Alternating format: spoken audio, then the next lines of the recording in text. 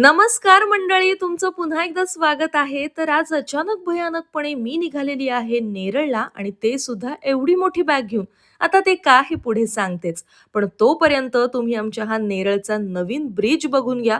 किती मोठा आहे ते. वाटतच नाही की हे नेरळचं रेल्वे स्टेशन आहे ते. आणि मग ऋतिक सुद्धा मला न्यायला आला. संध्याकाळची वेळ झाली होती. सो घरी जाऊन थोडा आराम केला. मग जेवण वगैरे करून झोपली. मग दुसऱ्या दिवशी सकाळी आईने मस्त नाश्त्यामध्ये केला होता गरमागरम ढोकळा.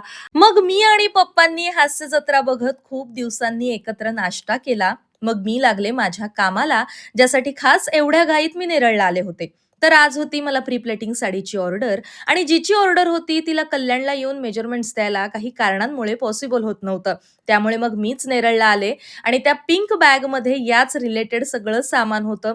कारण मी इस्त्री वगैरे सगळं घरूनच कॅरी केलं होतं. आणि खूप दिवसांनी आवडीचं काम करून खरंच खूप छान वाटलं.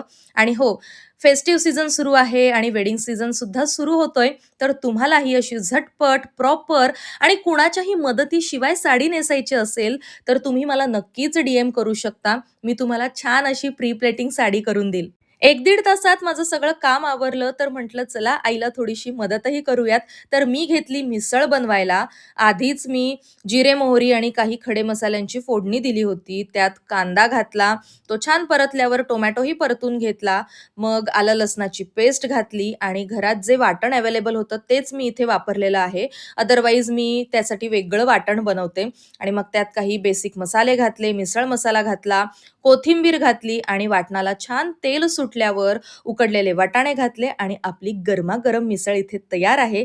आणि ऋतिकनी ना आई-पप्पांना एक छोटंसं सरप्राईज दिलं होतं. तेच पुढे बघूयात.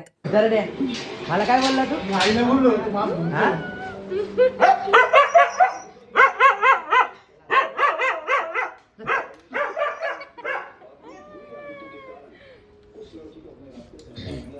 आमचा नवीन टीव्ही येतोय. आई-पप्पांना सरप्राईज कसं वाटलं? आणि फायनली आमच्या घरी आमचा नवीन टीव्ही आलेला आहे. मग आईने या दादांना पाणी दिलं, थोडंसं खायला दिलं आणि मग ते गेल्याच्या नंतर आम्ही सुद्धा पटापट जेवून घेतलं, कारण खूप भूक लागलेली आणि उशीर सुद्धा झाला होता.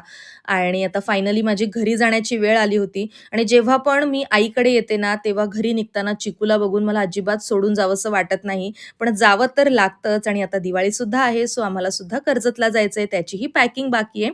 सो भेटूयात नेक्स्ट व्हिडिओमध्ये. तोपर्यंत बाय.